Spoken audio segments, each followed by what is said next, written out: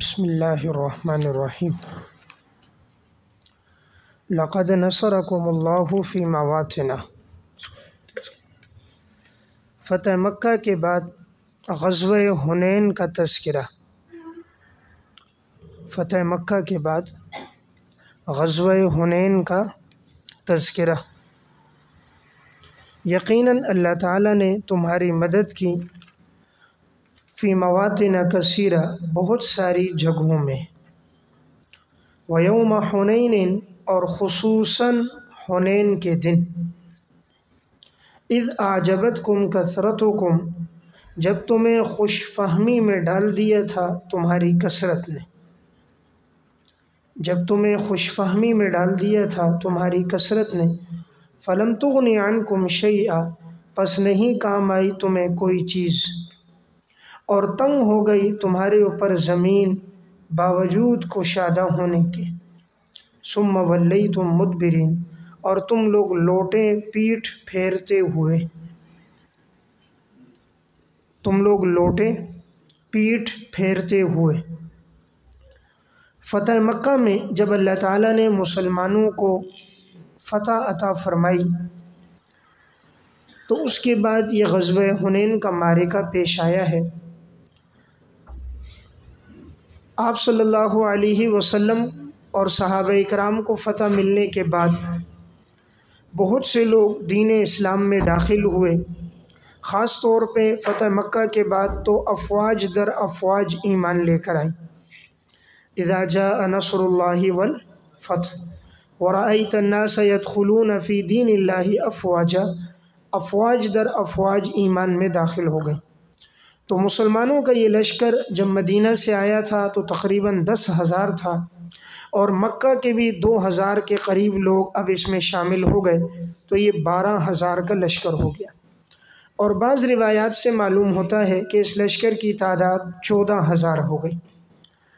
جب آپ صلی اللہ علیہ وسلم کو پتہ چلا کہ قبیلہ بنو حوازن اور قبیلہ بنو ثقیف، ان دونوں نے تیاری کی ہے مسلمانوں پہ حملہ کرنے کے لیے، اور ان لوگوں نے اپنے جوانوں کو، بچوں کو، جانوروں کو، سب کو جمع کیا ہے، اور یہ مسلمانوں پہ حملہ کرنا چاہ رہے ہیں، تو آپ صلی اللہ علیہ وسلم نے فرمایا کہ قبل اس کے کہ یہ ہم پر حملہ کریں، ہم ان پہ حملہ کریں گے۔ تو اب مسلمانوں کا یہ بڑا لشکر حنین کی طرف گیا۔ حنین کے جو لوگ تھے یہ لوگ بڑے تیر انداز تھے، اور تیر اندازی میں، جنگ لڑنے میں یہ لوگ بڑے ماہر تھے۔ تو یہ سارے لوگ پہاڑوں کے اوپر چڑھ گئے تاکہ جیسے ہی مسلمان نیچے سے آئیں گے تو اوپر سے ہم تیر مارنا شروع کر دیں گے، تو اب ان کے لیے لڑنا اور مقابلہ کرنا بہت مشکل ہوگا۔ اب اس سفر میں بعض مسلمانوں کے دلوں میں یہ بات آ گئی کہ انہوں نے کہا کہ آج تو ہماری تعداد بہت زیادہ ہے۔ ان کو اپنی کثرت پر تھوڑا سا گھمنڈ ہو گیا، اور اللہ کی طرف تعلق میں کمی آ گئی کہ ہماری تعدادیں کم ہوتی تھیں، ہمیں فتح ملتی تھی، اور آج تو ہم 12,000 یا 14,000 ہیں، آج تو لازمی طور پر ہمیں فتح ملے گی اور دشمنوں کو آج شکست ہوگی۔ تو انہیں اپنی کثرت پر گویا کہ انہوں نے فخر کرنا شروع کر دیا۔ اللہ کی طرف تعلق، نسبت، مانگنا، توکل میں کمی آ گئی۔ اللہ تعالیٰ کو یہ بات پسند نہ آئی کہ مسلمان کو اپنی کثرت اور قلت کو نہیں دیکھنا چاہیے، مسلمان کی نگاہ اللہ رب العالمین پہ ہونی چاہیے۔ تو اسی لیے وقتی طور پر اب شکست ہوئی۔ شکست یہ کہ انہوں نے تیر اندازی شروع کر دی تو سب کے قدم اکھڑ گئے، پیچھے کی طرف لوٹنے لگے، لیکن آپ صلی اللہ علیہ وسلم میدان جنگ میں برقرار رہے، اور آپ ایک سفید خچر پر تھے۔ آپ کی زبان پر یہ اشعار تھے، انا النبی لا کذب انا ابن عبد المطلب، میں جھوٹا نبی نہیں ہوں، میں عبد المطلب کا بیٹا ہوں، یعنی ان کی اولاد میں سے ہوں۔ تو یہ آپ صلی اللہ علیہ وسلم کی شجاعت اور بہادری کتنی ہے کہ دشمنوں کا سخت حملہ ہے، مسلمانوں کے قدم بھی اکھڑ گئے، لیکن آپ تنہا میدان جنگ میں موجود ہیں۔ تو آپ کی یہ شجاعت اور بہادری تھی۔ پھر آپ نے اعلان کیا، بلایا، انصار کے لوگوں آؤ، مہاجرین آؤ، پھر سارے دوبارہ پلٹ کر آئے اور حملہ کیا، تو پھر اللہ نے مسلمانوں کو فتح دی۔ تو اس آیت میں اسی چیز کا تذکرہ ہو رہا ہے کہ اللہ نے تمہاری ہر موقع پر مدد کی ہے، خاص طور پر اللہ نے تمہاری حنین میں مدد کی، جب تمہیں تمہاری کثرت نے تعجب میں ڈال دیا تھا، خوش فہمی میں ڈال دیا تھا کہ آج ہمیں فتح ہوگی، حالانکہ اس دن تمہیں تمہاری کثرت کوئی فائدہ پہنچا نہ سکی، اور زمین باوجود کشادہ ہونے کے تنگ ہو گئی، یعنی جس طرف تم بھاگتے وہیں تمہیں نظر آتا دشمن اوپر سے حملہ کر رہا ہے، تم لوگ پیٹھ پھیر کر لوٹنے لگے، پھر اللہ نے تمہاری مدد کی۔ تو اس آیت میں وہی واقعہ بیان ہو رہا ہے کہ یقیناً اللہ نے تمہاری مدد کی ہے، فی مواطن کثیرۃ، بہت ساری جگہوں میں۔ مواطن چونکہ غیر منصرف ہے، اس وجہ سے یہ حالت جری میں بھی اس پر نصب آیا۔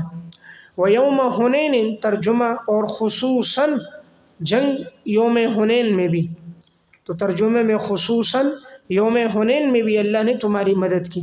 اذ اعجبتکم، سبب مغلوبیت، سبب مغلوبیت، جب تمہیں خوش فہمی میں ڈال دیا تھا تمہاری کثرت نے، پس نہیں کام آئی تمہیں یہ کثرت کچھ بھی، اور زمین باوجود کشادہ ہونے کے تم پر تنگ ہو گئی، اور تم لوگ لوٹے اس حال میں کہ پیٹھ پھیرتے ہوئے۔ ثم انزل اللہ سکینتہ، پھر اللہ تعالیٰ نے سکینہ کو نازل کر دیا اپنے رسول پر اور ایمان والوں پر، اور اللہ تعالیٰ نے اتارے ایسے لشکر لم ترونہا، جسے تم عام طور پر نہیں دیکھتے۔ ترجمہ، جسے تم عام طور پر نہیں دیکھتے، اور اللہ تعالیٰ نے عذاب دیا کافروں کو، اور کافروں کے لیے یہ بدلہ تھا۔ تو اللہ تعالیٰ نے خصوصی رحمت مسلمانوں پہ کی اور سکینہ نازل فرما دی، اور اللہ نے فرشتوں کو بھی نازل کر دیا۔ جب یہ مدد اور نصرت کی خبر صحابہ کو ہوئی تو ان کے قدم آگے بڑھنے لگے، اور اللہ نے پھر کافروں کو عذاب دیا، اور یہی ان کے کفر کا بدلہ تھا۔ ثم یتوب اللہ من بعد ذلک، اور پھر اللہ تعالیٰ نے توبہ قبول کی اس کے بعد، علی من یشاء، جس کے اللہ نے چاہا، جس کی توبہ کو اللہ نے چاہا تو اللہ نے اس کی توبہ قبول کی۔ یہاں لکھیں قبیلہ حوازن اور ثقیف کی بڑی تعداد مسلمان ہوئی۔ قبیلہ حوازن اور ثقیف کی بڑی تعداد مسلمان ہوئی، خصوصاً ان کے سردار مالک ابن عوف بھی اسلام لے کر آئے، خصوصاً ان کے سردار مالک ابن عوف بھی اسلام لے کر آئے۔ تو یہ اشارہ تھا فعل مضارع کے صیغے کے ساتھ کہ اللہ تعالیٰ جس کی توبہ کو چاہے قبول کرتا ہے، تو اللہ تعالیٰ نے پھر ان میں سے بہت سارے لوگوں کو توبہ کی توفیق دی۔ یا ایھا الذین آمنوا، تتمہ اعلان برات، تتمہ اعلان برات مع ازالہ شبہ، یہاں اعلان کرنا تھا۔ سن 9 ہجری میں جب حج فرض ہوا، حضرت ابو بکر صدیق رضی اللہ تعالیٰ عنہ حج کے امیر تھے، اور حضرت علی رضی اللہ تعالیٰ عنہ کو اعلان کرنے کے لیے بھیجا کہ آج کے بعد کوئی مشرک بیت اللہ کا طواف نہیں کرے گا، حدود حرم میں داخل نہیں ہوگا، کوئی برہنہ طواف نہیں کریں گے۔ اب مشرکین چونکہ نجس ہیں تو ان کا حدود حرم میں داخلہ اب منع ہے۔ اسی طرح ایک شبہ کا ازالہ ہوگا۔ شبہ یہ پیدا ہوا جب مشرکین کا حج کے ایام میں آنا منع ہے، تو چونکہ یہ تو حج کے ایام میں آ کر تجارت کرتے ہیں، اگر یہ لوگ نہیں آئیں گے تو معیشت پہ بڑا برا اثر پڑے گا اور لوگوں کو مالی بڑا نقصان ہوگا۔ تو اللہ تعالیٰ نے فرمایا کہ اللہ تمہیں اپنے فضل سے غنی کر دے گا، اللہ تمہیں اپنے فضل سے غنی کر دے گا، ان کے نہ آنے سے تمہاری تجارت پر اور معیشت پر کوئی اثر نہیں ہوگا۔ اے ایمان والو، انما المشرکون نجس، یقیناً مشرک لوگ نجس ہیں۔ نجس ہیں باعتبار عقیدے کے، باعتبار عقیدے کے۔ ظاہری اعتبار سے تو ان کا جسم اور لباس پاک ہے، اس لیے اگر ان کے کپڑے صاف ہوں تو جسم کو اگر وہ مس کر جائیں تو جسم ناپاک نہیں ہوتا۔ اس طرح اگر انہوں نے پانی پیا گلاس میں، کوئی پانی پی لیتا ہے تو ان کے پینے سے وہ پانی نجس نہیں ہوتا۔ فلا یقرب المسجد الحرام، پس نہ وہ قریب ہو مسجد حرام کے۔ نیچے لکھیں مراد جمیع حرم ہے، مراد جمیع حرم ہے۔ بعد عامہم ھذا، اس سال کے بعد۔ وَإِنْ خِفْتُمْ عَيْلَةً، اور اگر تمہیں ڈر ہے مفلسی کا، اگر تمہیں ڈر ہے مفلسی کا، اس کے نیچے لکھیں فقر کا، فقر کا تجارت کے ختم ہونے کی وجہ سے، فقر کا تجارت کے ختم ہونے کی وجہ سے، تو فسوف یغنیکم اللہ من فضلہ، پس اللہ تعالیٰ تمہیں غنی کر دے گا اپنے فضل سے اگر اللہ چاہے گا۔ یعنی اللہ غنی کرے گا، لیکن اللہ اس میں مجبور نہیں ہے، اللہ رب العزت اپنی مرضی سے کرے گا۔ اللہ تعالیٰ کسی قانون اور ضابطے کا پابند نہیں ہے۔ یقیناً اللہ جاننے والا ہے، حکمتوں والا ہے۔ اللہ تعالیٰ جانتا ہے جو بھی اللہ حکم دیتا ہے اس میں اللہ رب العزت کی بڑی حکمتیں ہوتی ہیں، انہیں منع کرنے سے تمہاری معیشت پہ کوئی اثر نہیں پڑے گا۔ اللہ تعالیٰ تمہاری معیشت کو بڑھا دے گا، وہ جاننے والا ہے، اور اس میں اللہ کی حکمتیں ہیں۔ حکمت یہ ہے کہ غیر مسلم کا جب داخلہ منع ہوگا تو اب صرف ایمان والے لوگ حرم میں داخل ہوں گے، تو یہی حرم کا اعزاز ہے اور حرم کی فضیلت ہے کہ اس میں صرف مسلمان آئے۔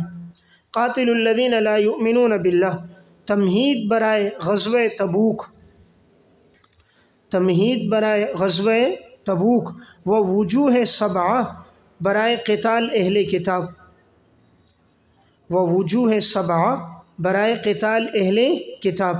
قاتل الذین لا یؤمنون باللہ، اور تم لڑو ان لوگوں کے ساتھ جو اللہ پر ایمان لے کر نہیں آتے اور نہ آخرت کے دن پر۔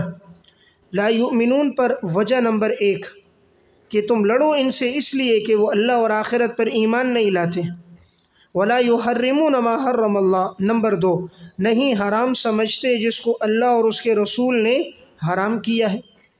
ولا یدینون دین الحق، نمبر 3 اور نہیں قبول کرتے دین حق کو، نہیں قبول کرتے دین حق کو۔ من بیانیہ ہے ان لوگوں میں سے جنہیں کتاب دی گئی، یعنی انہیں کتاب دی گئی پھر بھی یہ لوگ دین حق کو قبول نہیں کرتے، تو ان سے لڑو۔ حتیٰ یعطوا الجزیۃ، یہاں تک کہ یہ لوگ جزیہ ادا کریں، عن ید وہم صاغرون، اپنے ہاتھوں سے درا حالے کے ذلیل ہو کر، جزیہ ادا کریں اپنے ہاتھوں سے درا حالے کے ذلیل ہو کر۔ دیکھیں اس آیت میں فرمایا کہ تم اہل کتاب کے ساتھ لڑو، اور پہلی وجہ یہ لوگ اللہ اور آخرت پر ایمان نہیں لاتے۔ نمبر 2 یہ ان چیزوں کو حرام نہیں سمجھتے جس کو اللہ اور اس کے رسول نے حرام سمجھا، یعنی یہ لوگ اپنی مرضی سے، ان کے جو مشائخ ہیں اور ان کے جو احبار و رہبان ہیں وہ جس چیز کو حلال کریں یہ ان کو حلال سمجھتے ہیں، جس کو وہ حرام کریں یہ ان کو حرام سمجھتے ہیں۔ نمبر 3 یہ لوگ دین حق کو قبول نہیں کرتے، حالانکہ یہ ان لوگوں میں سے جنہیں کتاب دی گئی، یعنی پڑھے لکھے لوگ ہیں، اہل کتاب لوگ ہیں، پھر بھی یہ دین حق یعنی دین اسلام کو قبول نہیں کرتے۔ تو ان کے ساتھ لڑو یہاں تک کہ یہ لوگ جزیہ دے دیں اپنے ہاتھوں سے، درا حالے کہ یہ ذلیل اور رسوا ہوں گے۔ جزیہ دیں گے، لکھیں یہ اشارہ ہے، یعنی اسلامی قوانین کے تابع ہو کر رہیں گے، یعنی اسلامی قوانین کے تابع ہو کر رہیں گے تو مسلمانوں کو ٹیکس بھی دیں گے، مسلمانوں کے قوانین کے تابع ہوں گے، اور مسلمانوں کی جان مال کو کوئی نقصان نہیں پہنچائیں گے، تو پھر تو ٹھیک ہے۔ اور اگر یہ جزیہ ادا نہیں کرتے تو پھر ان کے ساتھ تم لڑو۔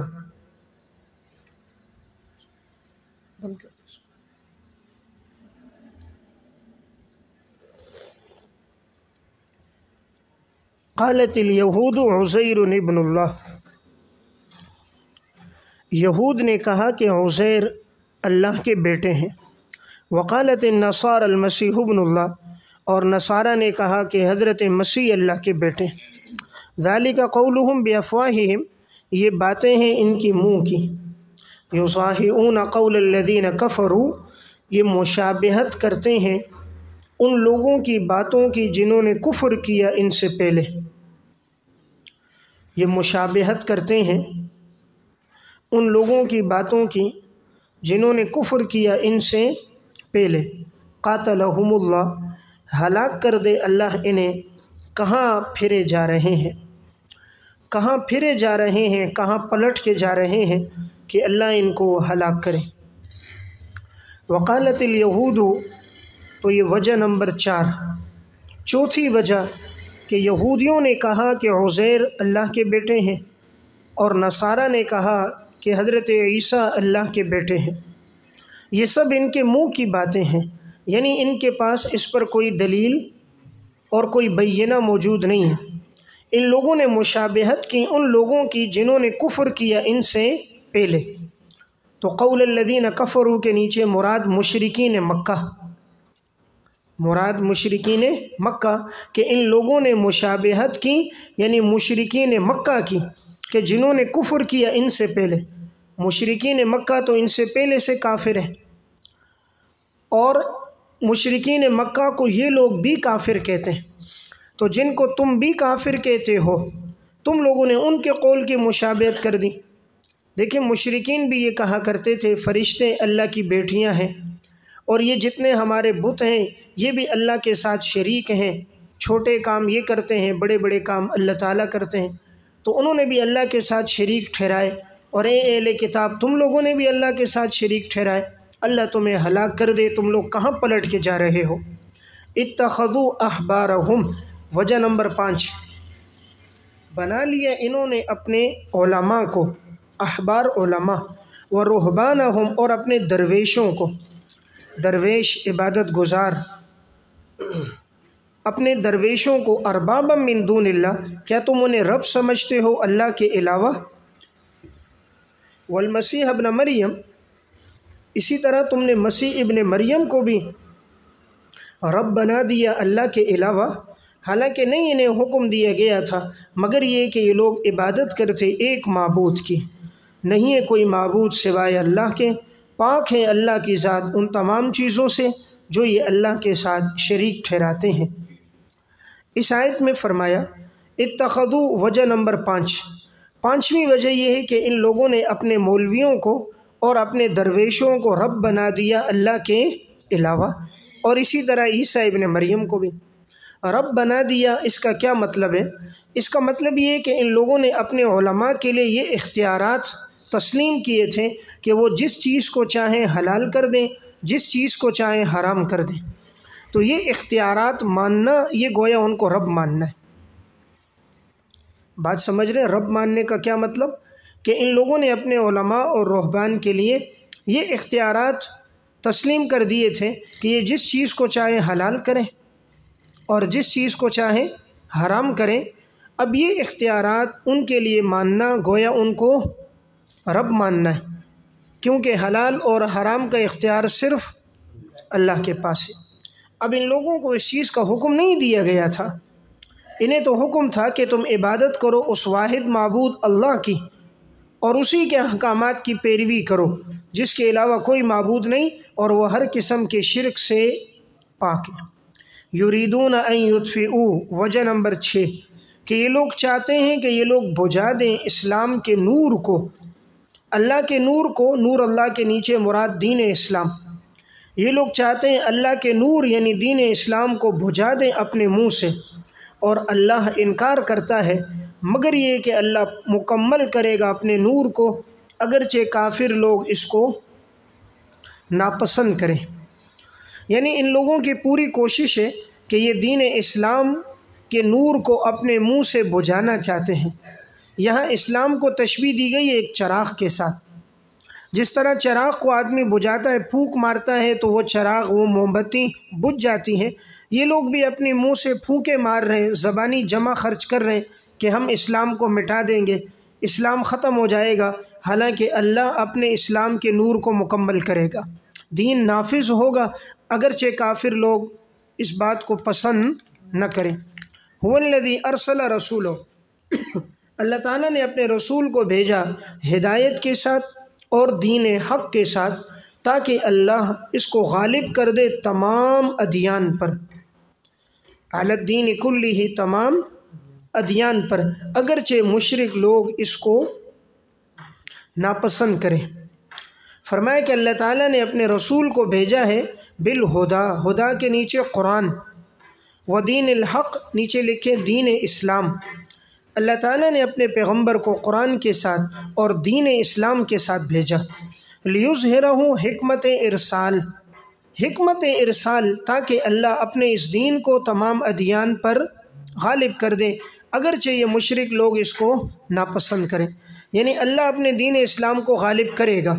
ابتدا میں بھی یہ دین اسلام غالب ہوا، آپ صلی اللہ علیہ وسلم کے دور میں، خلفائے راشدین کے دور میں، ابتدائی مملکت کے ادوار میں بھی دین غالب رہا، اور اسی طرح آخر میں بھی جب امام مہدی آئیں گے، حضرت عیسیٰ علیہ السلام آئیں گے، تب بھی اللہ تعالیٰ اس دین کو تمام دینوں پر غالب کر دے گا اور صرف فیصلہ اسلام کا نافذ ہوگا۔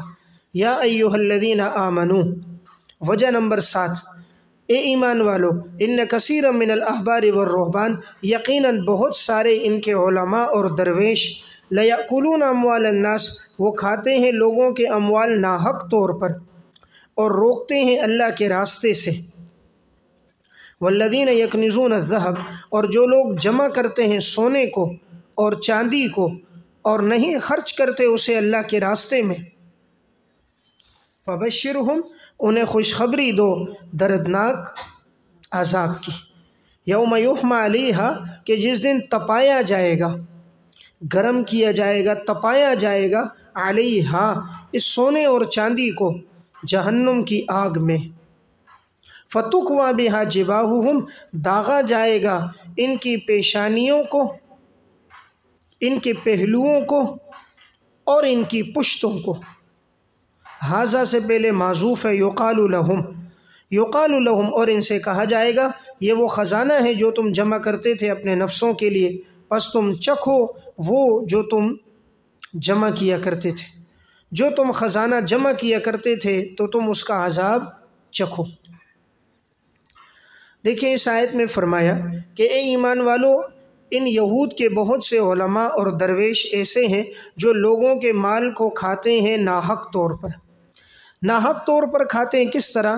مراد یہ ہے رشوت لے کر شریعت کے احکامات میں تبدیلی کرتے ہیں۔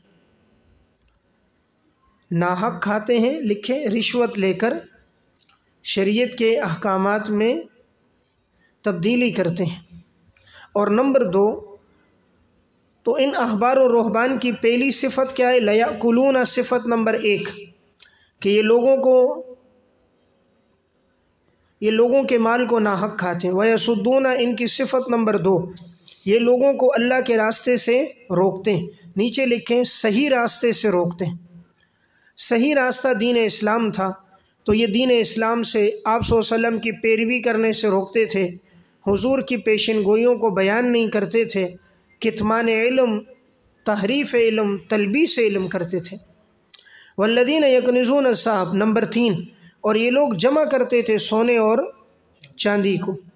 یکنزون کے نیچے مراد ان کا حرص اور بخل ہے، حرص اور بخل ہے، سونا چاندی جمع کرتے لیکن نہ خرچ کرتے اسے اللہ کے راستے میں۔ فبشرہم بعذاب علیم، تخویف اخروی، ان کے لیے عذاب ہوگا دردناک۔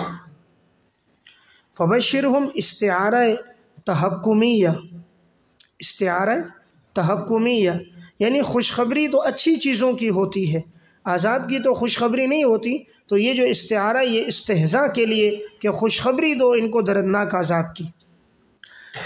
اس سونے اور چاندی کو تپایا جائے گا جہنم کی آگ میں، اور پھر فتکوی، داغا جائے گا اس کے ساتھ ان کی پیشانیوں کو، ان کے پہلوؤں کو اور ان کی پشتوں کو۔ دیکھیں سب سے پہلے داغا جائے گا پیشانی کو۔ عموماً جب کوئی مستحق آتا ہے تو مالدار آدمی کے پیشانی پر سب سے پہلے ناگواری کے آثار آتے ہیں۔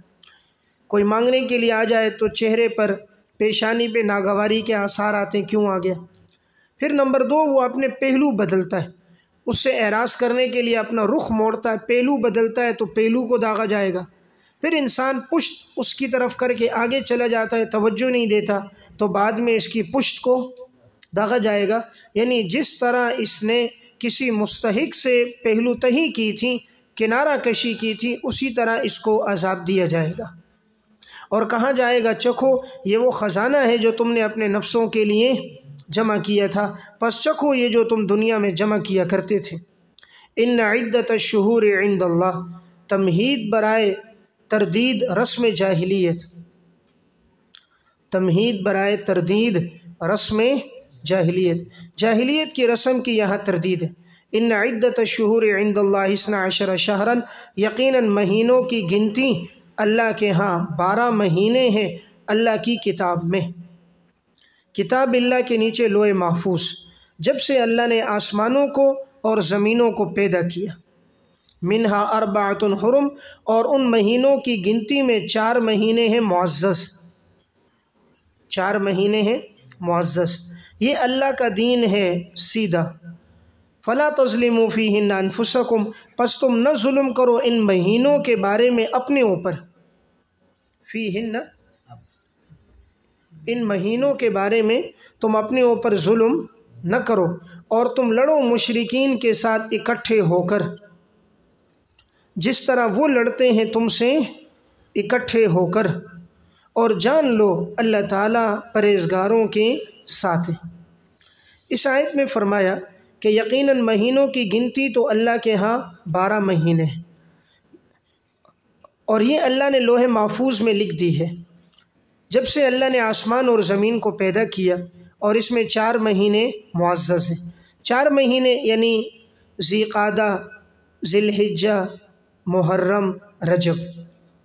مشرکین مکہ ان 4 مہینوں میں لڑتے نہیں تھے کہ یہ 4 مہینے معزز ہیں۔ فرمایا یہ دین قیم ہے، پس تم ان مہینوں کے بارے میں اپنے اوپر ظلم نہ کرو، یعنی ان مہینوں میں نہ لڑو۔ ابتدا میں ان مہینوں میں لڑنے کی ممانعت تھی، بعد میں اب لڑنے کی اجازت آ گئی۔ تم لڑو مشرکین کے ساتھ اکٹھے ہو کر، جس طرح وہ لڑتے ہیں تم سے اکٹھے ہو کر، یعنی تم آپس میں اتحاد اور اتفاق کرو، دشمن کے مقابلے میں تم سارے متحد رہو، جیسے کفر مسلمانوں کے مقابلے میں کفار کیا رہتے ہیں، متحد رہتے ہیں، اور جان لو کہ یقیناً اللہ تو پرہیزگاروں کے ساتھ ہے۔ انما النسیء زیادۃ، یقیناً آگے پیچھے کرنا مہینوں کو، یقیناً آگے پیچھے کرنا مہینوں کو، زیادۃ فی الکفر، زیادتی ہے کفر میں، آگے پیچھے کرنا مہینوں کو زیادتی ہے کفر میں۔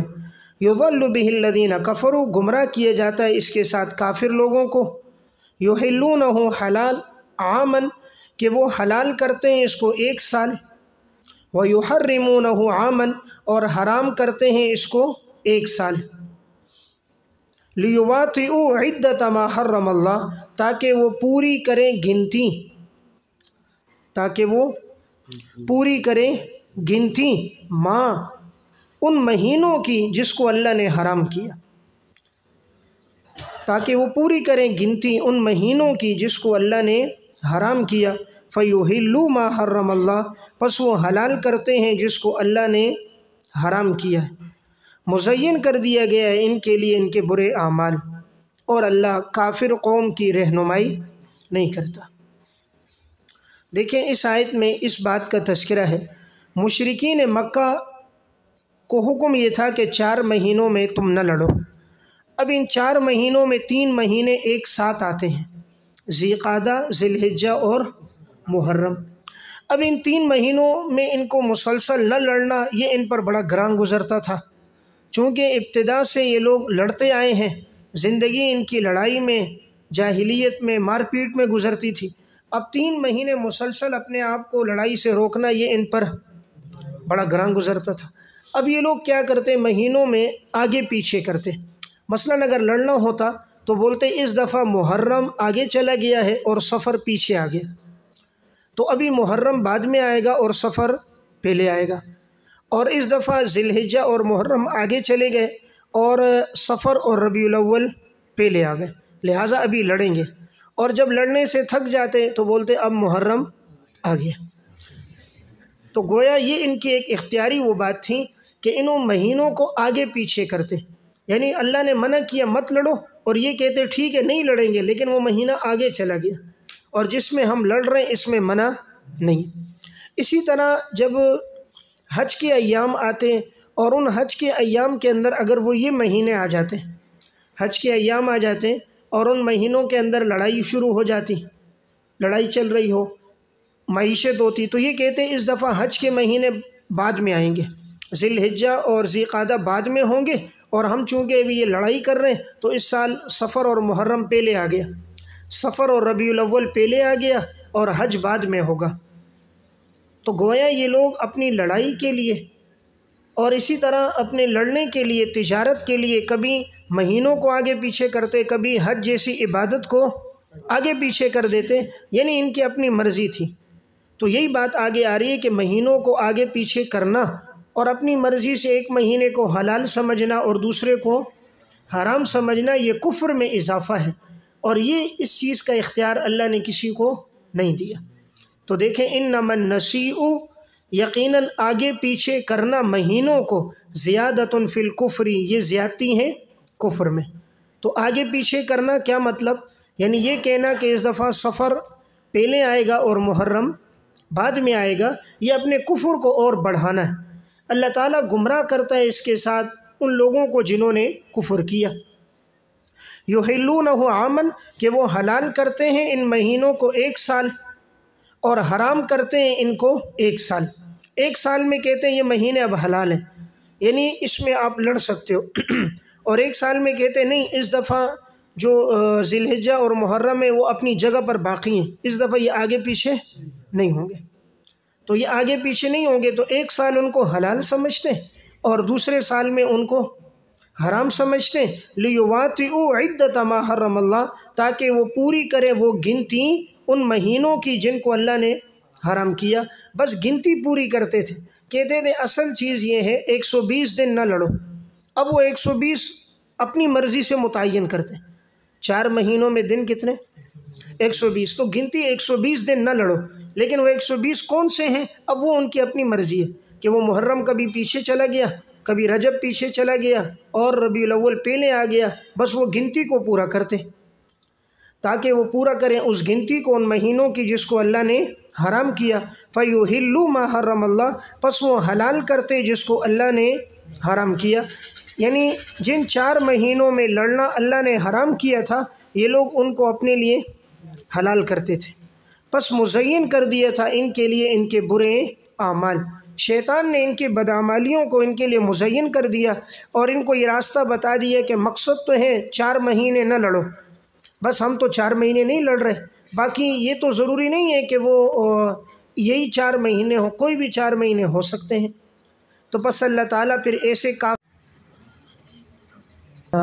الذین آمنوا ما لکم، سورت کا دوسرا حصہ غزوہ تبوک کا بیان۔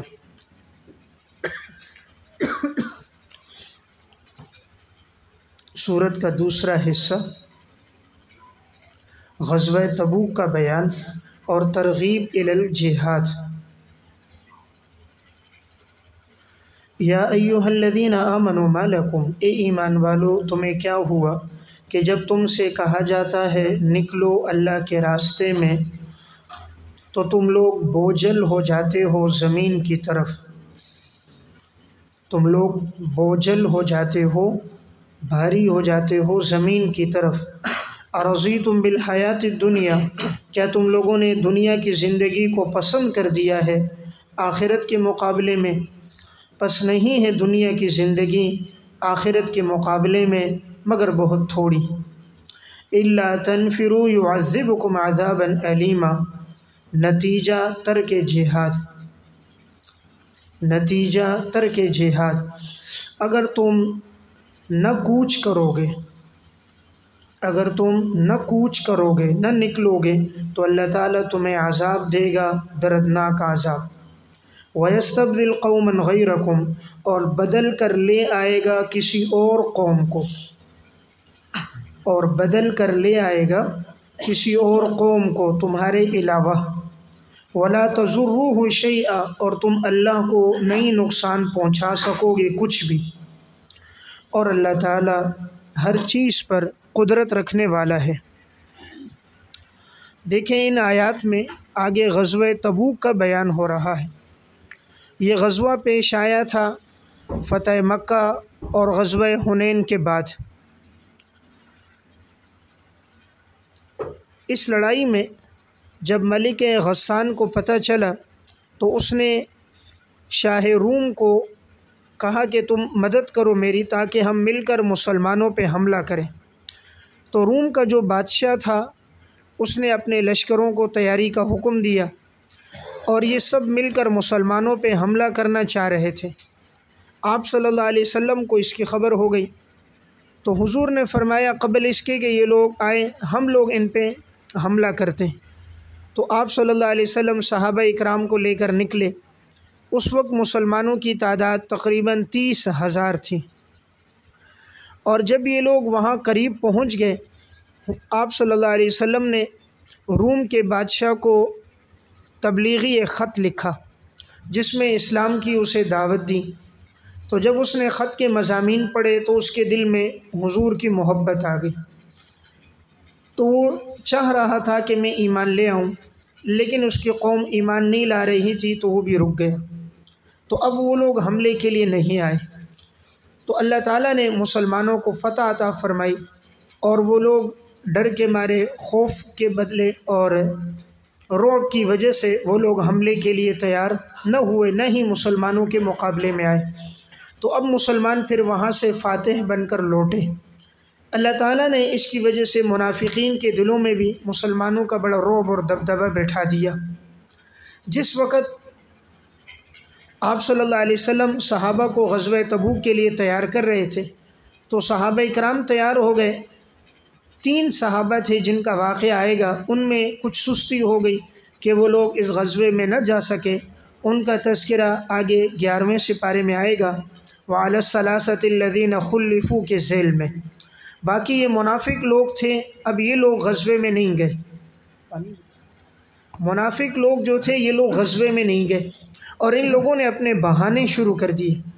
کوئی کہتا تھا ہماری فصل پکنے والی ہے، کوئی کہتا ہمارے گھروں کے دروازے کھلے ہوئے، کوئی کہتا ہمارے گھر میں مجبوریاں ہیں، پریشانیاں ہیں۔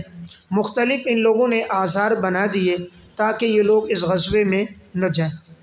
اور یہ غزوہ ایسے موسم میں پیش آیا تھا جب گرمی بھی بہت زیادہ سخت تھی، اور اب یہ سفر بھی بہت دور کا تھا کہ مدینہ سے نکل کر جانا اور پھر وہاں تبوک تک پہنچنا اور ان پر حملہ کرنا، تو سفر بھی بہت لمبا تھا، موسم بھی بہت گرم تھا، اور فصلیں بھی پکنے والی تھیں، اور مسلمان اس سے پہلے بھی کئی غزوات میں لڑ چکے تھے تو کچھ ان کو تھکاوٹ بھی تھی، اور اب رومیوں کی تعداد بھی بہت زیادہ تھی، مسلمان ان کے مقابلے میں تھوڑے بھی تھے، ہتھیار اور اسلحہ بھی ان کے پاس کم تھا۔ تو اب جب یہ اعلان ہوا تو بہت سارے لوگ بوجھل ہو گئے منافقین میں سے، اور انہوں نے مختلف عذر اور بہانے کیے کہ ہم نہیں جا سکتے۔ تو آگے ان کی تردید آئے گی مستقل کہ یہ وہ لوگ ہیں کہ جو جنگ میں شرکت نہیں کرتے، اور اگر مال غنیمت اور دولت کی بات ہو تو دوڑتے ہوئے آگے بڑھ جاتے ہیں۔ تو یہاں اللہ رب العزت نے فرمایا اے ایمان والو، تمہیں کیا ہوا کہ تم لوگ نہیں نکلتے ہو اللہ کے راستے میں، تم لوگ بوجھل ہو جاتے ہو زمین کی طرف۔ بوجھل ہونا کنایا ہے کہ اٹھتے نہیں ہو، جہاد کے لیے نہیں آتے ہو۔ جیسے ہم محاورے میں کہتے ہیں بھائی بہت بھاری ہو، یعنی یہ کام کیوں نہیں کر رہے ہو، تمہارا جسم بھاری ہے، کیا وجہ ہے؟ تو بوجھل ہونا کنایا ہے اس فعل کی طرف توجہ نہ کرنے سے، عمل نہ کرنے سے۔ تو کہا کیا تم لوگ بوجھل ہو زمین کی طرف؟ کیا تم لوگوں نے دنیا کی زندگی کو پسند کر دیا آخرت کے مقابلے میں؟ دنیا کی زندگی تو آخرت کے مقابلے میں بہت تھوڑی ہے۔ الا تنفروا، اور اگر تم لوگ کوچ نہیں کرو گے جہاد کی طرف تو اللہ تمہیں دردناک عذاب دے گا، اور اللہ بدل کر لے آئے گا کسی اور قوم کو تمہاری جگہ، اور تم اللہ کو کوئی نقصان نہیں پہنچا سکتے، اس لیے کہ اللہ ہر چیز پر قادر ہے اور تم لوگ عاجز ہو، تو بلا عاجز قادر کو کیسے نقصان پہنچائے گا؟ الا تنصروہ فقد نصرہ اللہ، تسلی رسول صلی اللہ علیہ وسلم، اگر تم اس کی مدد نہیں کرو گے، یعنی صحابہ اکرام کو خطاب ہے، اگر تم لوگ اس کی مدد نہیں کرو گے، یعنی آپ صلی اللہ علیہ وسلم کی تنصروہ کے بعد عبارت معذوف ہے، فَسَيَنْصُرُهُ اللَّهُ، فَسَيَنْصُرُهُ اللَّهُ، پس اللہ اپنے نبی کی مدد کرے گا، فقد نصرہ اللہ، اور یقیناً اللہ نے اپنے نبی کی مدد کی، اذ اخرجہ الذین کفروا، جب کافر لوگوں نے ان کو نکالا، ثانی اثنین، وہ دوسرے تھے دو میں، وہ دو میں دوسرے تھے۔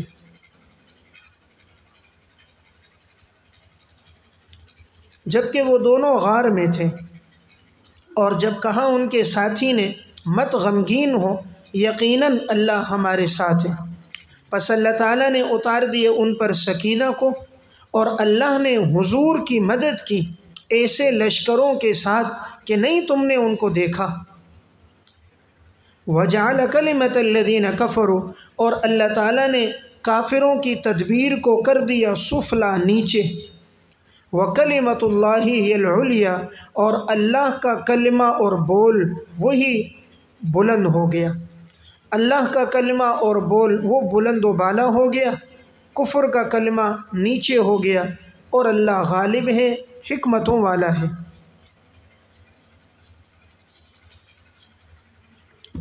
اس آیت میں آپ صلی اللہ علیہ وسلم کو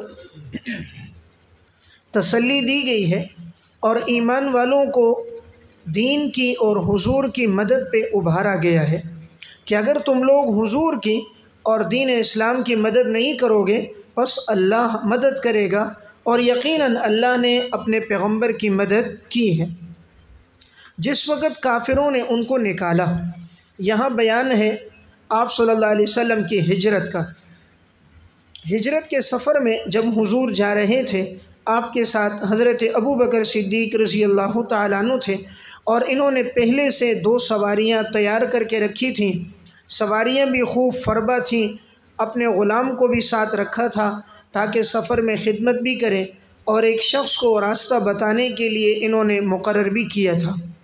جب آپ صلی اللہ علیہ وسلم گھر سے نکلے تو یہ کفار مکہ سب گھر کے ارد گرد تھے۔ حضور نے ایک مٹھی مٹی لی اور ان کی طرف پھینکی، آپ کا معجزہ ظاہر ہوا، سب کی آنکھوں میں چلی گئی اور وہ آنکھیں ملنے لگے، حضور وہاں سے نکل گئے۔ حضرت علی رضی اللہ تعالیٰ عنہ کو آپ نے چارپائی پہ سلایا تاکہ وہ لوگوں کی امانتیں سپرد کر کے آئیں، تو اللہ تعالیٰ فرما رہے ہیں جب کافروں نے آپ کو نکالا، ثانی اثنین، آپ 2 میں دوسرے تھے۔ دیکھیں، پہلے آپ صلی اللہ علیہ وسلم تھے اور دوسرے حضرت ابو بکر صدیق رضی اللہ تعالیٰ عنہ تھے۔ اللہ تعالیٰ نے یہاں تعبیر کیسی اختیار کی، 2 میں دوسرے، یعنی ہر معاملے میں آپ دیکھیں گے حضور اول ہیں تو ابو بکر ثانی ہیں۔ ایمان لانے میں نبی سب سے پہلے اپنی نبوت پہ ایمان لاتا ہے، آمن الرسول بما انزل الیہ من ربہ والمؤمنون، تو ایمان میں بھی نبی اول ہیں، اور آزاد مردوں میں ثانی ابو بکر ہے۔ دین پر خرچ کرنے میں بھی حضور اول ہیں تو ابو بکر ثانی ہے۔ اسلام کے لیے تکلیفیں برداشت کرنے میں اول حضور ہیں تو ثانی ابو بکر ہیں۔ ہجرت کے سفر میں اول حضور ہیں تو ثانی ابو بکر ہیں۔ غار ثور میں بھی آپ کے ساتھ اول حضور ہیں تو ثانی ابو بکر ہیں۔ ہجرت کے سارے سفر میں بھی حضور اول اور ابو بکر ثانی ہیں، اور دنیا سے جانے کے بعد بھی پہلی خلافت حضور کی تھی اور آپ کے بعد ثانی ابو بکر تھے۔ آپ کے دنیا سے جانے کے بعد بھی روزے میں اول آپ اور ثانی ابو بکر تھے۔ تو یہ ہے ثانیس نہیں۔ خطیبانہ انداز آپ کو پسند ہے۔ اذ ہما فی الغار، جبکہ یہ دونوں غار میں تھے، یعنی آپ صلی اللہ علیہ وسلم بھی اور حضرت ابو بکر صدیق بھی۔ دیکھیں صدیق اکبر کا مقام کتنا بلند ہے۔ اللہ تعالیٰ نے دونوں جگہ تعبیرات میں حضور اور ابو بکر کو شامل کیا۔ 2 میں دوسرا کہا، یعنی وہاں بھی دونوں شامل، ہما ضمیر میں بھی دونوں کو شامل کیا۔ حالانکہ ہونا یہ چاہیے تھا، اللہ تعالیٰ فرماتے آپ بھی تھے غار میں، ابو بکر بھی تھے۔ حضور کے لیے انت استعمال ہوتا، ابو بکر کے لیے ہوا استعمال ہوتا، اذ انت ہوا فی الغار، لیکن اللہ نے دونوں کو ایک جملے میں ذکر فرمایا کہ تم دونوں تھے غار میں۔ غار سے مراد غار ثور۔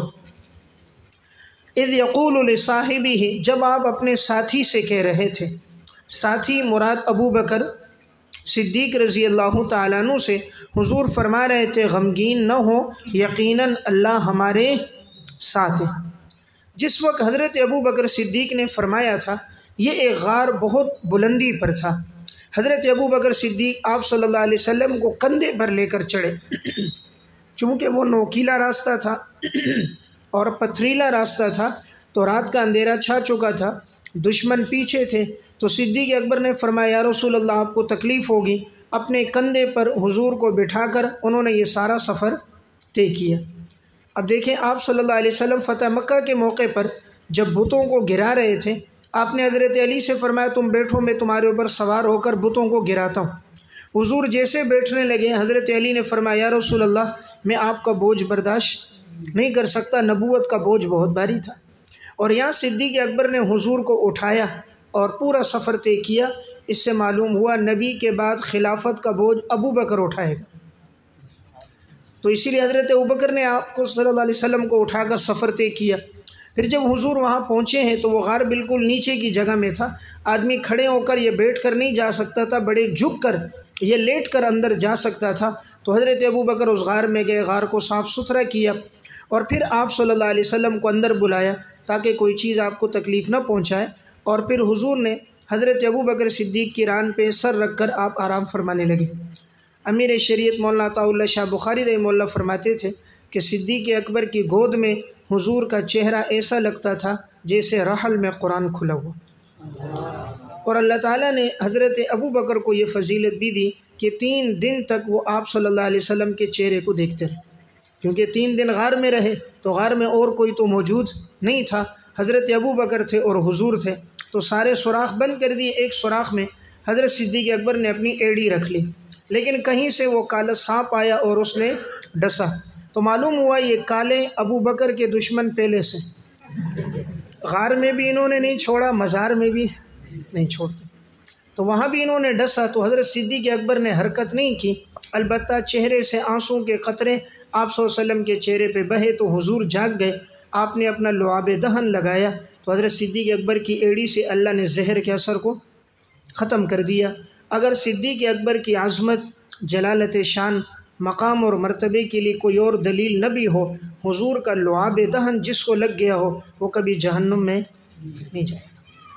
تو حضور کا لعاب لگا اور پھر اللہ نے ساری زندگی صدیق اکبر کی ایڑی میں کوئی درد نہیں ہوا، اور آگے غار کے منہ پر مکڑی نے آ کر جالا تن لیا اور کبوتریوں نے آ کر انڈے دے دیے، تو جب انہوں نے پہنچے وہ لوگ، تو اب صدیق اکبر نے اس موقع پر کہا یا رسول اللہ اگر یہ لوگ جھکے تو یہ ہمیں دیکھ لیں گے، اس لیے کہ بالکل غار کے سامنے آ گئے تھے، تو آپ صلی اللہ علیہ وسلم نے اس موقع پر کہا لا تحزن ان اللہ معنا، غمگین نہ ہو اللہ ہمارے ساتھ ہے۔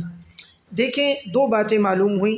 پہلی بات، حضرت ابوبکر صدیق کو اپنا غم نہیں تھا بلکہ انہیں آپ صلی اللہ علیہ وسلم کا غم تھا۔ اگر انہیں اپنا ذاتی ڈر ہوتا تو قرآن لفظ استعمال کرتا لا تخف، جیسے موسیٰ علیہ السلام نے لاٹھی ڈالی تو وہ سانپ بن گئی، موسیٰ علیہ السلام ڈرنے لگے تو قرآن نے کہا کہ موسیٰ لا تخف مت ڈریے۔ اگر ابوبکر صدیق کو اپنا ڈر ہوتا تو قرآن یہاں لفظ استعمال کرتا لا تخف، لیکن انہیں اپنا ڈر نہیں تھا بلکہ آپ صلی اللہ علیہ وسلم کے لیے تھا، اس لیے لفظ استعمال ہوا لا تحزن۔ یہ اس طرح جیسے کہ حضرت یعقوب علیہ السلام کو جب حضرت یوسف علیہ السلام کے لیے غم تھا تو وہاں پر بھی قرآن میں لفظ کیا ہے انی لا یحزننی، کہ مجھے آپ کے بارے میں غم ہے۔ حضرت موسیٰ علیہ السلام کی والدہ کو بھی جب موسیٰ علیہ السلام کو وہ صندوق میں ڈال کر دریا میں ڈال رہی تھی، تب بھی چونکہ اپنا غم نہیں تھا، موسیٰ علیہ السلام کا تھا، اس لیے قرآن نے وہاں بھی لفظ کیا استعمال کیا، حزن کا لفظ استعمال کیا۔ تو معلوم ہوا دوسرے کا ہو تو غم ہوتا ہے، اپنا ذاتی ہو تو خوف ہوتا ہے۔ تو یہاں ابوبکر صدیق کو اپنا وہ نہیں تھا بلکہ آپ صلی اللہ علیہ وسلم کا تھا، کہیں دشمن آ کر حضور کو نقصان نہ پہنچا دے۔ پھر یہاں دیکھیے حضور نے یہ نہیں فرمایا لا تحزن ان اللہ معی و معک، اللہ میرے ساتھ ہے اور تیرے ساتھ ہے، نہیں، بلکہ اللہ کی معیت کو اکٹھے بیان کیا، اللہ ہم دونوں کے ساتھ ہے، یعنی معیت دونوں کے ساتھ ہے، جس طرح حضور کے ساتھ ہے اسی طرح حضرت ابوبکر صدیق کے ساتھ بھی ہے۔ اب یہاں رابضی کہتے ہیں جی دیکھو ابوبکر صدیق شور مچا رہے تھے تاکہ دشمن کو باہر پتہ چل جائے اور وہ گرفتار کر لے، تو بھئی دشمن کو تو باہر آواز نہیں آئی، 1400 سال بعد تجھے آواز آ گئی۔ دشمن کو اگر آواز آتی تو حضور کو چھوڑتے، یہ ابوبکر صدیق کو 100 اونٹ انعام میں مقرر تھے، تو ان کو آواز نہیں آئی اور اس کو آواز آ گئی۔ قرآن کریم نے لفظ استعمال کیا لصاحبہ، جب آپ کہہ رہے تھے اپنے ساتھی سے، اس لیے ابو بکر صدیق کی صحابیت قرآن کریم سے ثابت ہے۔ جو صدیق اکبر کو صحابی نہیں مانے گا وہ کافر ہے۔ من انکر صحبت ابی بکر صدیق فہو کافر، جو صدیق اکبر کو صحابی نہیں مانے گا وہ کافر ہوگا، اس لیے کہ ابو بکر کی صحابیت قرآن کریم سے ثابت۔ اسی طرح ابو بکر کی بیٹی حضرت عائشہ رضی اللہ تعالی عنہ، ان کی عفت اور پاک دامنی بھی قرآن کریم سے ثابت ہے کہ اللہ نے سورہ نور کے 2 رکوع نازل فرمائے۔ اس لیے اگر کوئی ام المومنین پہ الزام لگائے، تہمت لگائے معاذ اللہ، تو وہ شخص بھی دائرہ اسلام سے خارج ہوگا۔ من قذف سیدۃ عائشہ رضی اللہ تعالی عنہ فہو کافر، جو حضرت عائشہ رضی اللہ تعالی عنہ پر بھی الزام لگائے گا وہ بھی ایمان سے خارج ہے، اس لیے کہ وہ قرآن کا انکار کر رہا ہے، اور قرآن نص قطعی ہے، نص قطعی کا انکار کرنا کفر ہے۔ قرآن کی کوئی ایک آیت کا بھی انکار کرے تو وہ ایمان سے خارج ہے۔ اسی طرح جو ابو بکر صدیق رضی اللہ تعالیٰ عنہ کی خلافت پر اجماع صحابہ ہے، آپ نے نور الانوار صفحہ 221 پہ پڑھا کہ وہ اجماع جس پر جو تمام لوگ اجماع کر دیں اس کا انکار کفر ہوگا۔ جیسے انہوں نے مثال دی حضرت ابو بکر صدیق کی خلافت کہ اس پر تمام صحابہ کا اجماع ہو گیا، اس لیے اگر کوئی اس کا انکار کرے اور حضرت ابو بکر صدیق کو خلیفہ بلا فصل تسلیم نہیں کرتا تو ایسے آدمی کا ایمان سے تعلق نہیں ہوگا۔ اس لیے کہ اہل سنت والجماعت کا عقیدہ ہے کہ خلیفہ بلا فصل کون؟ حضرت ابو بکر صدیق رضی اللہ تعالیٰ عنہ ہے۔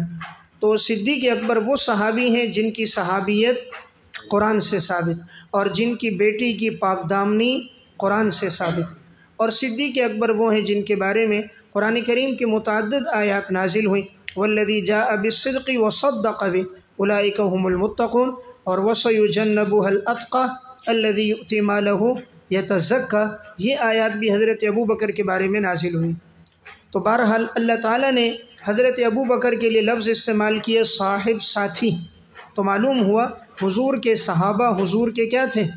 ساتھی تھے۔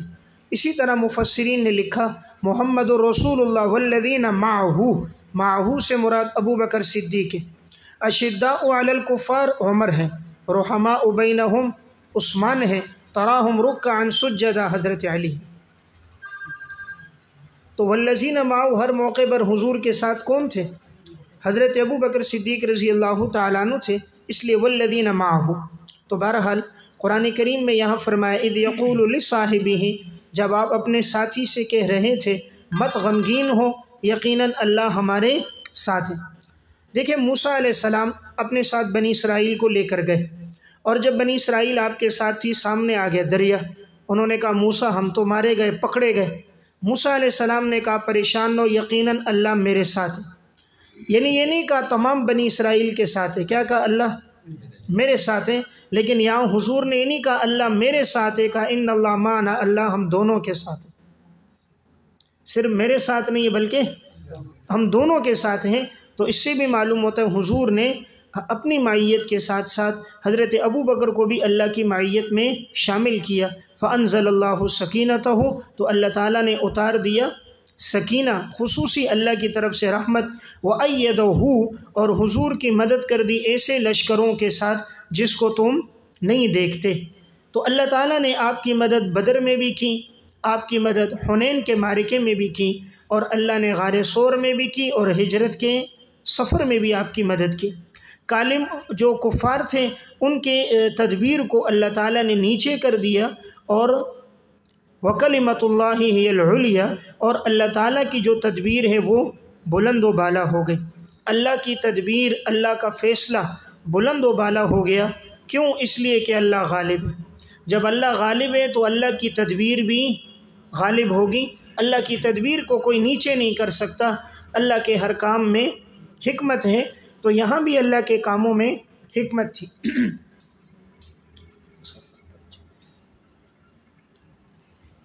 انفروا خفافا وثقالا، ترغیب الی الجہاد، تم لوگ نکلو، کوچ کرو، ہلکے ہو یا بوجھل ہو، ہلکے ہو یا بوجھل ہو، خفافن کے نیچے یعنی تندرست ہو یا بیمار ہو، تندرست ہو یا بیمار ہو۔ بعض نے لکھا ہے خفافن یعنی سواری نہ ہو، وثقالن یا سواری ہو، سواری نہ ہو یا سواری ہو۔ تم اللہ کے راستے میں نکلو اور تم جہاد کرو اپنے مال کے ساتھ اور اپنی جان کے ساتھ اللہ کے راستے میں۔ ذالکم خیر لکم، یہ تمہارے لیے بہتر ہے اگر تم لوگ جانتے ہو۔ یعنی غزوہ تبوک میں تم لوگ نکلو، تمہارا جسم ہلکا ہے یا بھاری ہے، یعنی صحت مند ہو یا بیمار ہو، سواری موجود ہے یا سواری موجود نہیں ہے، ہر حال میں نکلو، جان اور مال دونوں کے ساتھ جہاد کرو۔ لو کان عرضا قریبا، زجر منافقین، لو کان عرضا اگر ہوتا مال جلدی مل جانے والا،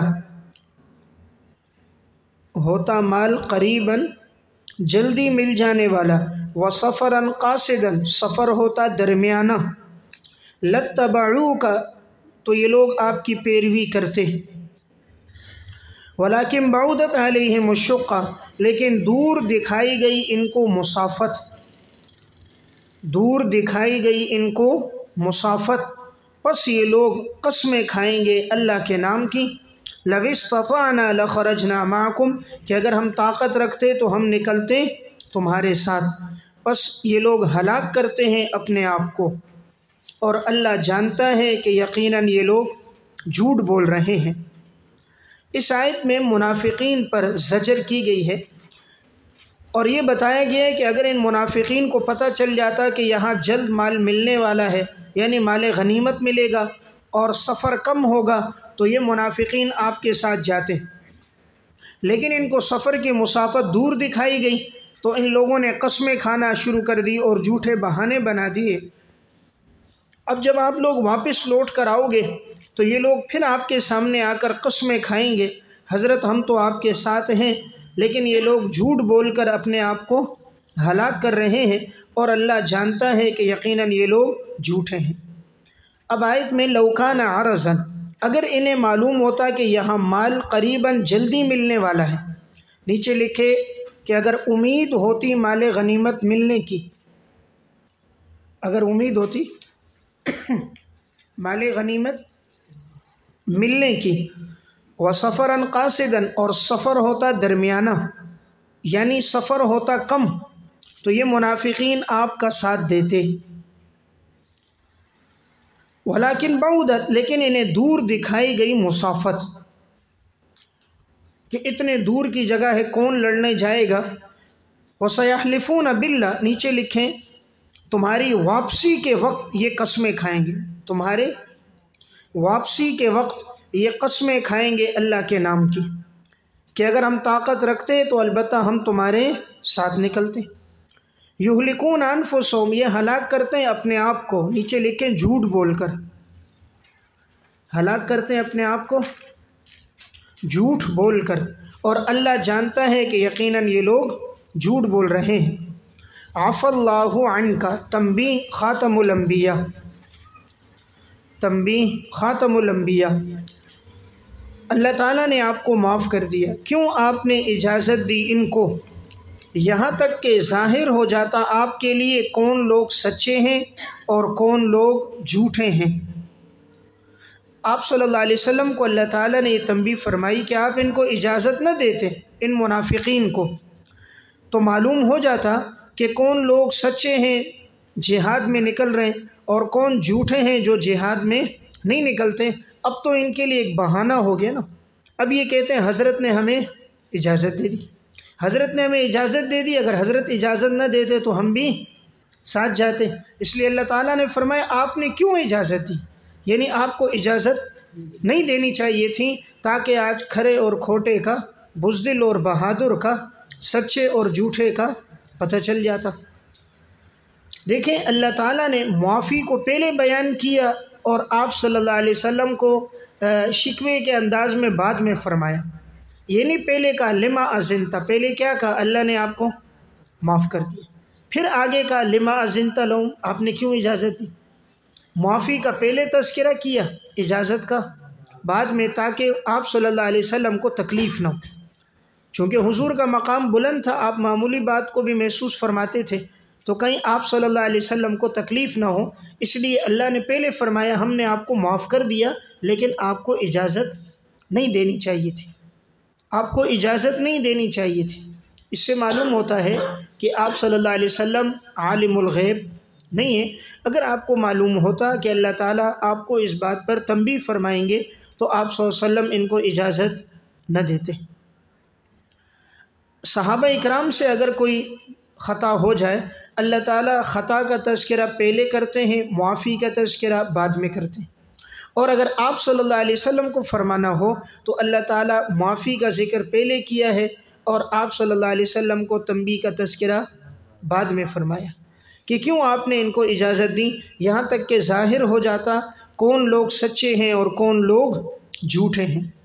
لا یستأذنک الذین یؤمنون باللہ، اوصاف مؤمنین، نہیں وہ اجازت مانگتے آپ سے جو لوگ ایمان لے کر آئیں اللہ پر اور آخرت کے دن پر، نہیں اجازت مانگتے، آگے لکھیں بلا عذر، نہیں اجازت مانگتے بلا عذر، جو ایمان لے کر آئیں اللہ اور آخرت پر، وہ جہاد کرتے ہیں اپنے مالوں اور جانوں کے ساتھ، اور اللہ تعالیٰ جانتا ہے پرہیزگاروں کو۔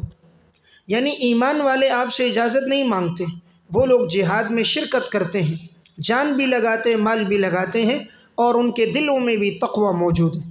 انما یستأذنک الذین، اور اجازت مانگتے ہیں آپ سے، نیچے لکھیں بلا عذر، اجازت مانگتے ہیں آپ سے بلا عذر، الذین لا یؤمنون باللہ، علامات منافقین، علامات منافقین، کون اجازت مانگتے ہیں؟ نمبر 1 وہ لوگ جو نہیں ایمان لے کر آئے اللہ پر، نمبر 2 آخرت کے دن پر، نمبر 3 ان کے دل شک میں پڑے ہوئے ہیں، ورتابت، ان کے دل شک میں پڑے ہوئے ہیں، قلوبہم کے بعد محذوف ہے فی الدین، ان کے دل دین کے بارے میں شک میں پڑے ہوئے ہیں، فہم فی ریبہم یترددون، پس وہ لوگ شک میں پڑے تردد کر رہے ہیں، شک میں پڑے تردد کر رہے ہیں۔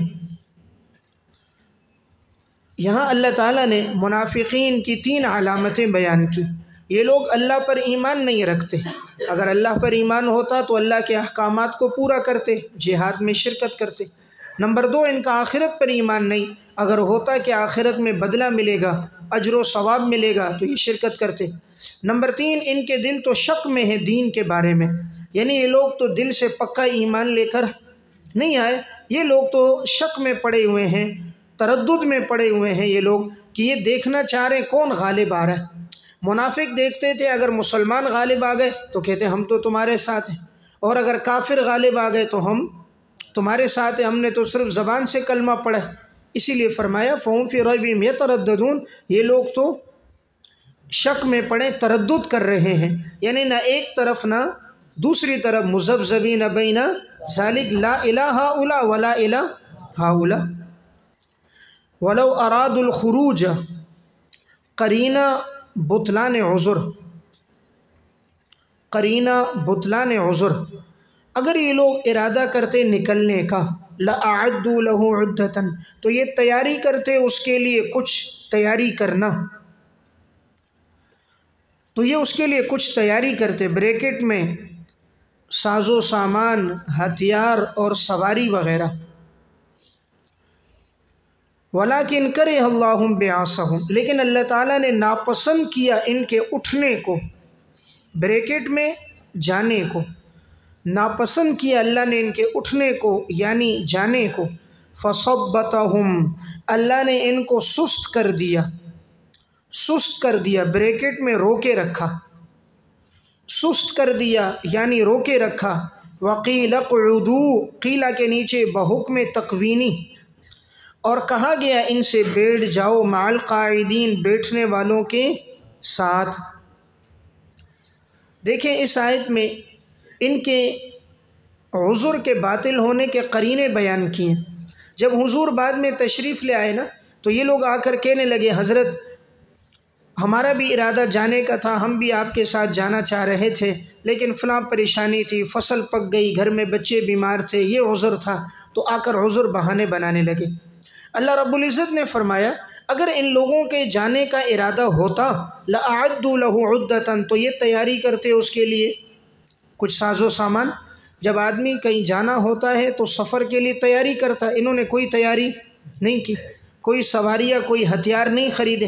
اللہ نے ناپسند کیا ان کے اٹھنے کو، یعنی جانے کو، یعنی اللہ تعالیٰ نے ناپسند کیے لوگ جائیں نہیں، اللہ نے توفیق نہیں دی، اللہ نے توفیق نہیں دی۔ فَصَبَّتَهُمْ، اللہ نے سست کر دیا، سست کر دیا یعنی ان کو روک کے رکھا اللہ نے ان کو سست کر دیا تاکہ یہ لوگ جا ہی نہ سکے۔ اور اللہ نے تکوینی طور پر کہا تم بیٹھ جاؤ بیٹھنے والوں کے ساتھ۔ اب بیٹھنے والے کون ہیں؟ عورتیں اور بچے معذور، جو جہاد میں نہیں جا سکتے تھے وہ بیٹھنے والی عورتیں تھیں، بچے تھے، معذور تھے۔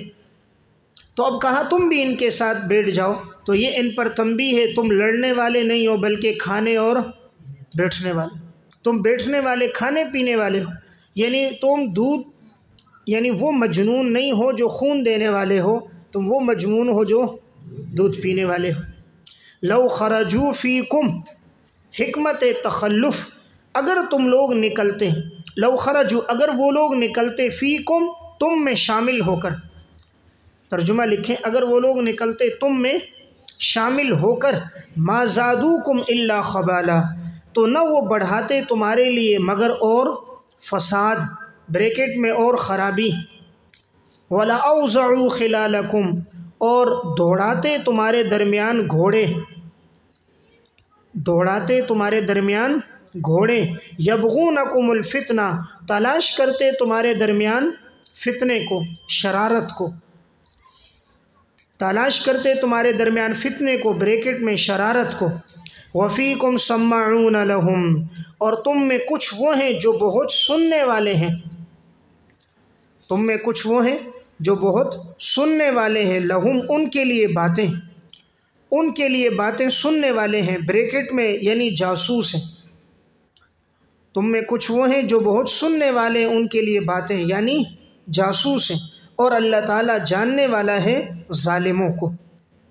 دیکھیں اس آیت میں فرمایا، حکمت بیان کی، اچھا ہے یہ منافق لوگ نہیں گئے، اگر یہ لوگ نکلتے تم میں شامل ہو کر تو یہ نہ تمہاری تعداد کو بڑھاتے مگر اور فساد، اور تمہارے درمیان فتنہ اور فساد ڈالتے، آپس میں شرارت کرتے، لوگوں میں بزدلی کی باتوں کو پھیلا دیتے، خوف کو پھیلا دیتے، اور یہ تمہارے درمیان دوڑاتے اپنے گھوڑوں کو فتنہ تلاش کرنے کے لیے، شرارت کے لیے، یعنی اگر یہ اپنی سواریاں دوڑاتے بھی، تمہارے ساتھ چلتے بھی، تو ان کا مقصد اعلاء کلمت اللہ نہیں تھا، دین کی سربلندی اور مدد نہیں تھی، ساتھ ساتھ چلتے لیکن کیا تلاش کرتے ہیں؟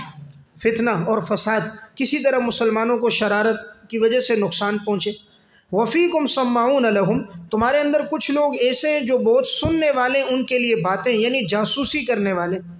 تو یہ منافق جو لوگ تھے یہ مسلمانوں میں شامل ہو کر اپنے حلیہ مسلمانوں کی طرح بنا کر زبان سے اسلام کا اظہار کر کے اپنے آپ کو مسلمان ظاہر کرتے، لیکن باتیں کن کے لیے سنتے؟ کفار کے لیے۔ تو زیادہ سنتے یعنی معمولی باتیں بھی سن کر ان کو پہنچاتے، جاسوسی کرتے۔ دیکھیں جو جاسوس ہوتا ہے نا وہ ہر بات پہ کان لگاتا ہے، کوئی بھی بات ہو تو آگے پہنچاؤں، اس کا کام ہی یہی ہوتا ہے کسی طرح ان کو خوش کروں۔ تو کہا یہ بڑے کان لگا کر سننے والے، معلوم ہوا اللہ کو یہ بات پسند نہیں ہے جو دوسروں کے لیے کام کرے۔ بہت سے لوگ ہوتے ہیں جو مدارس میں بھی علماء کی، اساتذہ کی جاسوسیاں کرتے ہیں اور جا کر آگے بتاتے ہیں ان کی باتوں کو، سبق کو، تاکہ کسی طرح ان کو نقصان پہنچے۔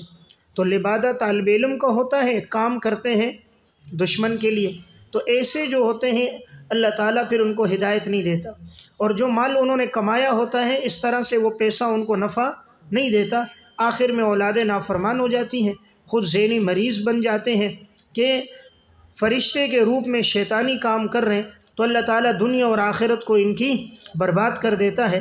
بدبخت ہیں جو اس طرح اساتذہ یا علماء کے درمیان رہ کر ان کی باتوں کو آگے پہنچاتے ہیں، دین کے خیر خواہ نہیں ہوتے، دولت اور پیسے کے لیے کرتے ہیں، یہ آج کے دور کے منافق لوگ ہوتے ہیں۔ لبادہ کچھ اوڑا ہے اور اندر سے کچھ ہے۔ تو واللہ علیم بالظالمین۔